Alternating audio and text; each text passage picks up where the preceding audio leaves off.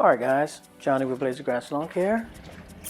I'm about to mow this commercial property, and while I'm doing this, I want to talk to you guys about how to market your lawn care company. Now, I came up with several locations just to kind of jog your memory, give you a little, reminder of where you can spend your money, and you can take this list and kind of, narrow it down to what worked for you last year and what didn't work for you, where you actually got return on your investment and what really didn't work. Right now, the goal is not to repeat what you did last year if it didn't work. If you went out there and you put out a couple of flyers or whatever the case might be and you didn't get a lot of customers calling you back, don't do it again, because it makes sense. Or you probably were targeting the wrong location. That could be a factor too, correct? So in this video, all I want to do is remind you of other ways or other areas where you can probably, take a look at, do some research, and spend your money a little bit more wisely, right? Now, the first one is flyers. Flyers you can print out yourself, put your business information, the services that you offer, roll them up, put a rubber band around them, and pass them out. Postcards. Postcards is the same way. The only issue with postcards is that you have to find your designer to design the postcards to your specifications. Again, you go out there, put your postcards out. Now, I will say, if the location you're going to states no solicitation, guys, do not go in there. Keep it moving, okay? Now, the easiest way to target those properties where you find that no solicitation in this neighborhood or whatever the case might be is every door direct mailer.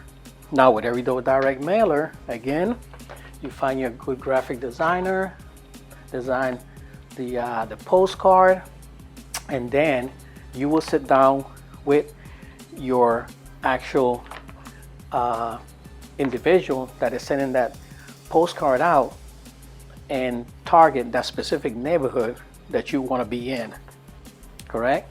Now, make sure that the neighborhood have homes that can afford your service. So that's the only advice I will give you in that. Now, remember, all I'm doing is jogging your memory, guys. I'm not going into detail on these specific ways or means to try to get customers, right? Another one is a website. Again, you can make your own website. They have locations on the internet, or you can, again, hire someone to actually print out these websites and make it for you to your specification. Now, with a website, it's going to take a while before you get, ranked real good on Google so people can find you. Another way also is, I've heard of it, but I've never actually done it, is cold calling. There's ways that you can get lists of the telephone numbers of certain neighborhoods or areas where you can call people and kind of offer your services. I personally never actually used it, but I've heard of people doing it. If somebody call me, man, and I don't have the number, I usually don't answer, but again, all I'm doing is jogging your memory, okay? That's all I'm doing here. All right, door knocking. Again, never done it. I've heard of people saying, yeah, you go into a neighborhood and, solicit your service. Again, in this day and age, I personally won't do it. But again, all I'm doing is giving you the information that's out there, right? Google AdSense. Go on Google, and at this point, I hope that you have a Google business listing, which is, to me, the best way to get customers, guys. A website, and then you have your Google business listing. Man, anytime somebody wants lawn services or any type of service, what is the first thing they do? They Google it, right? You do it. That is the first thing you do. You Google it, and the services appear, and then Who do you gravitate to? There you go. The provider that have the most reviews, the most positive reviews. And I know you're gonna say, well, you know, anybody can write reviews, anybody can. Listen, we live in an age where the internet is king. Everybody, when you want something, the first thing you do is grab your cell phone. You grab your cell phone and you Google it. And who do you gravitate to? The provider with the best positive reviews, right? So keep in mind, guys, sometimes you have to look at these, your marketing strategy as a consumer. You know, put yourself, you know, you are a consumer. Anytime you want a service, anytime you want anything, what is the first thing you do? That's the way I usually look at the way I market my business. If I sit down and I say, okay, I need a plumber, the first thing I do is I go on Google and I say, what? Plumbing company in /location, or plumbing company /zip code, or plumbing company near me. So those are the targeted locations or whatever that a website will help you with, right? So like I said before, guys, these are only a list of, you know, areas where you can spend your money to get your customer. Now, remember, before you turn around, you know, spring is going to be here. Don't wait until, you know, the weather start turning, you know, getting warm and things start to green up. Then you think of, you know, you start thinking about, hey, maybe I should start marketing my business. When is the best time to market? Now.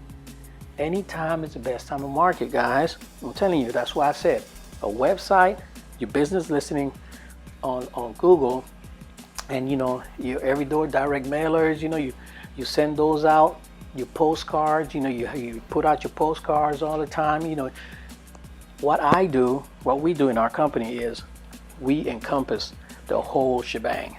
You know what I mean? We encompass everything. This way we have a little slice of the pie.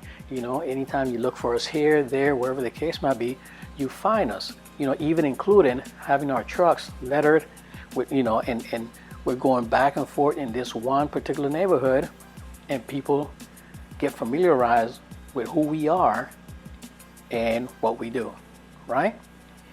Again, guys, thank you for taking the time to, you know, to listen and watch my videos. And if you have any questions, just leave it in the comment below. Start thinking about marketing, guys.